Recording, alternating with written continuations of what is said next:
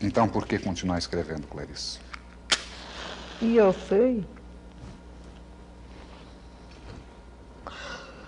Porque no fundo a gente não está querendo alterar as coisas, a gente está querendo desabrochar de um modo ou de outro, né? Sou brasileira naturalizada, quando por uma questão de meses poderia ser brasileira nata. Fiz da língua portuguesa minha vida interior, meu pensamento mais íntimo.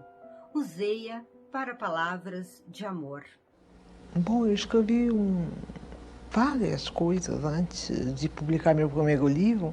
Eu já escrevia para revistas, contos, jornais. Eu ia com uma timidez enorme, mas uma timidez de ousada. Eu sou tímida e ousada ao mesmo tempo. Eu chegava lá na revista e dizia: eu tenho um conto, o senhor quer publicar? Tímida e ousada. Publicou seu primeiro conto, Triunfo, aos 19 anos na revista Pan, em 1940. Primeiro trabalho que já revelava estilo particular. Olhou em torno de si a manhã perfeita, respirando profundamente e sentindo, quase com orgulho, o coração bater cadenciado e cheio de vida. Um morno raio de sol envolveu-a. Riu. Ele voltaria, porque ela era a mais forte.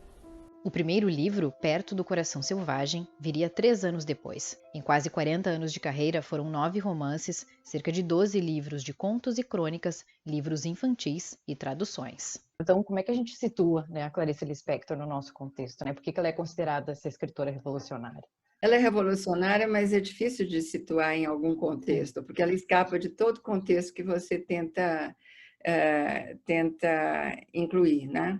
Ela não faz parte do... Ela tem um traço social muito marcado, mas muito diferente dos romances de 30 e dos romances de cunho social brasileiros, né? E ela escapa disso, não é isso. Ela não tem aquela visão crítica de fora para dentro, ou então apegada a uma linha marxista, ou seja lá de que outra linha for. Eu acho que ela segue muito, ela preserva muito a sua própria liberdade pessoal. Tanto que ela dizia que não era intelectual, que não era profissional, que não era engajada a nada, mas ela tinha compromissos sociais, eu acho, mas isso como parte da própria natureza dela e talvez da própria experiência de pobreza, que ela veio de uma família absolutamente, quase que, eu diria, miserável, que fugiu dos pogroms para não ser morta lá, né? Pai, mãe e as 3 filhas emigraram para o Brasil fugindo dos pogroms, isto é, dos ataques antissemitas e da Guerra Civil. Clarice nasceu em Tchetchelnik, região que pertencia à Rússia, hoje à Ucrânia. Tinha 1 ano e 3 meses quando a família desembarcou em Maceió. Em 1925, mudam para o Recife, onde 5 anos depois Clarice perde a mãe, Marieta. Em 1935, quando tem 14 anos, ela, as irmãs Elisa e Tânia e o pai Pedro se mudam para o Rio de Janeiro. Em 1939, a escritora começa a faculdade de Direito. Nas palavras dela, a minha ideia, vejo o absurdo da adolescência, era estudar advocacia para reformar as penitenciárias. Então eu vi que aquilo já não me interessava e arranjei um emprego em um jornal. De repórter jornalista, numa época que havia muito pouca mulher, né? Exato. Eu até punha no livro, na fotobiografia, o retrato de um almoço de jornalistas, e ela é a única que está ali no meio. Em 1942, se tornou repórter do jornal A Noite. No ano seguinte, publica seu primeiro romance, Perto do Coração Selvagem, e casa com o diplomata Mauri Gurgel. Durante 15 anos, mora em diferentes países, até voltar com os 2 filhos, em definitivo, ao Brasil em 59.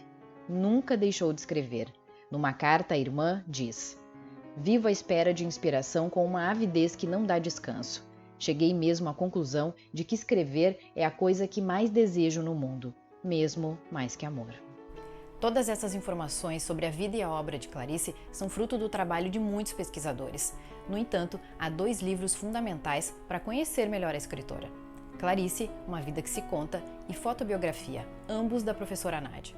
Mas é claro, para compreender o mundo de Clarice é preciso ler os seus livros. Só assim a gente entende por que muitos a chamam de feiticeira, tal a singularidade com que vê a vida. ela seduz o leitor, prende o leitor e dá muitas surpresas para a gente, né? Muita coisa acontece ali, né? Alguns são mais leves, como as crônicas, por exemplo, né? Quem quer começar a ler Clarice, eu sempre digo, começa mais de leve pelas crônicas, né? Ou então já vai direto em A Paixão Segundo GH.